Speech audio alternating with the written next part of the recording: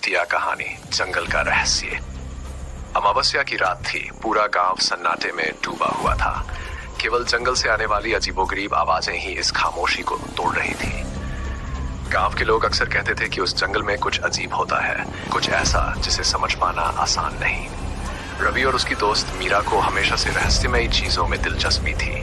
उन्होंने ठान लिया कि इस अमावस्या की रात वे जंगल के रहस्य को सुलझाने जाएंगे। तुम्हें लगता है हमें वहां जाना चाहिए? मीरा ने थोड़ी घबराई हुई आवाज में पूछा। अगर हम नहीं गए तो कभी नहीं जान पाएंगे, रवि ने दृढ़ता से कहा। दोनों ने अपने टॉर्च और कैमरे तैयार किए और जंगल की ओर बढ़े। जैसे जैसे वे गहरे जंगल में प्रवेश करते गए, हवा में ठंडक बढ़ती गई और अजीब सी फुसफुसाहटें सुनाई देने लगी। यहाँ कुछ तो है मीरा, रवि ने फुसफुसाते हुए कहा।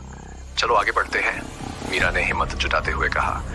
अचानक उनकी टॉर्च की रोशनी में एक पुराना टूटा फूटा मंदिर नजर आया। मंदिर की दीवारों पर अजीबोगरीब चित्र बने हुए थे। एक अजीब सा एहसास दोनों को घेरने लगा। रवि ने कैमरा निकाला और तस्वीरें खींचने लगा। यहाँ से जल्द निकल चलो रवि, मीरा ने डरते हुए कहा। जैसे ही वे मुड़े, एक बूढ़ी औरत उनके सामने खड़ी थी। उसकी आंखें चमक रही थी और वह कुछ बड़बड़ा रही थी। तुम यहाँ क्या कर रहे हो? औरत ने कड़क आवाज में पूछा। हम बस जंगल का रहस्य जानना चाहते थे, रवि ने कांपते हुए कहा। यह जंगल तुम्हें कभी वापस नहीं जाने देगा, औरत ने हंसते हुए कहा।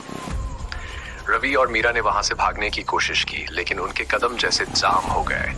उनके चारों ओर एक अजीब सा घेरा बन गया और वे बेहोश हो गए। जब उन्हें होश आया तो वे गांव के एक पुराने बुजुर्ग के घर में थे। तुम लोग बहुत भाग्यशाली हो कि जीवित वापस आ गए, बुजुर्ग ने कहा।